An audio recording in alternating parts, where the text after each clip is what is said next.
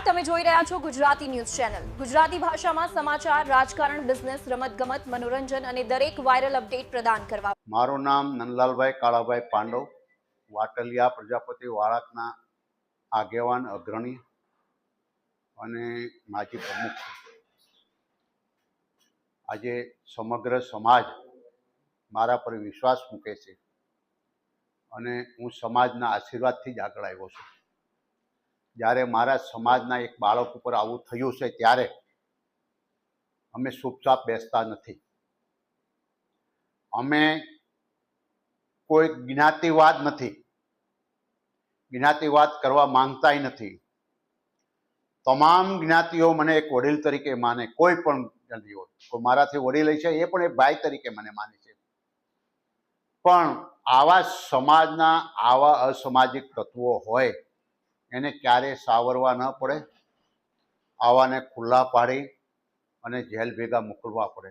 મને ખૂબ આનંદની વાત છે કે આજે ગુજરાત સરકાર જ્યારે ભાજપની છે અને આવા ગૃહ પ્રધાન આપણને મળ્યા છે હંસભાઈ સંઘવી જેવા, એનો ચોખ્ખો ઓપન છે કે કોઈ પણ અસામાજિકને તમારે છોડવા નહીં।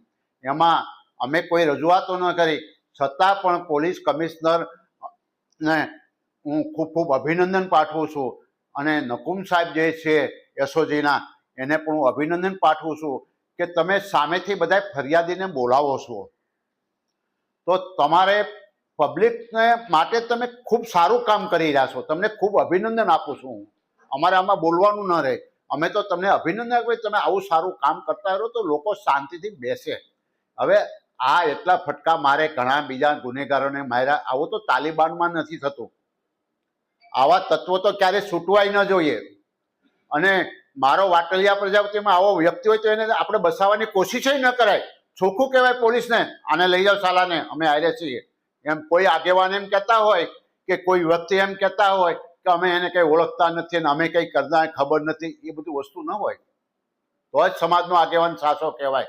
અને આવા તત્વને ગમે તેમ કરીને ફેંકી દેવા પડે। મને ખબર છે કે જ્યારે ગુજરાતની અંદર પ્રથમ કેશુભાઈ પટેલ મુખ્યમંત્રી બનીને આવ્યા હતા ત્યારે એને પ્રવચન મેં એને ગયો હતો અને વરાછામાં સાંભળ્યું હતું કે હું મુખ્યમંત્રી તો પહેલો એના માટે બન્યો છું કે મારે ગાંડા બાવળ ઉખેડી નાખવા છે। ગાંડા બાવળ એટલે શું? આ અસામાજિક ગાંડા બાવળ કહેવાય। એ ભાજપની નીતિ છે અને આ નીતિની અંદર ગુજરાત અને સુરત શાંત છે, ધંધાવાળો માણસ છે, આવા શાંતિથી બધાને। અને મારો તો પેલું એ જ કામ, હું રાજકારણમાં કંઈ નહીં, ભલે મારો દીકરો કોર્પોરેટર રહ્યો, એ એની રીતે રાજકારણમાં રહેવા કરીને હોયા કરે, પણ મારે મારો સમાજ પહેલાં હાંસવાનો। હું મારા સમાજની સાથે છું અને હું મારા સમાજથી રૂપાળો છું।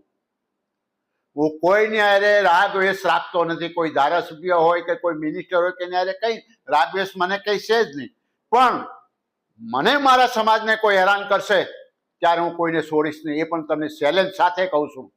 શું કામ? અમારો સમાજ વાટલિયા પ્રજાપતિ કે બીજા પ્રજાપતિ એના જેવો કોઈ સમાજ સીધો સાદો નથી। અમારા સમાજમાં 2% છે, નિયોય નહીં ના પાડતો, પણ હું જ્યારે મારા સમાજને કોઈ આવું તત્વ કામ કરી જાય ને એમાં હું સહન નહીં કરી શકું। મારા જીવનની અંદર આ જ છે।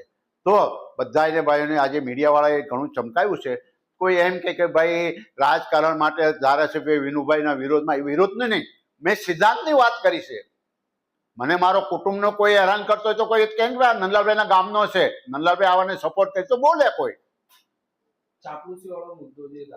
હા, હું ક્યારે કોઈની સાથે સાપુસીટી કરવા ગયો નથી।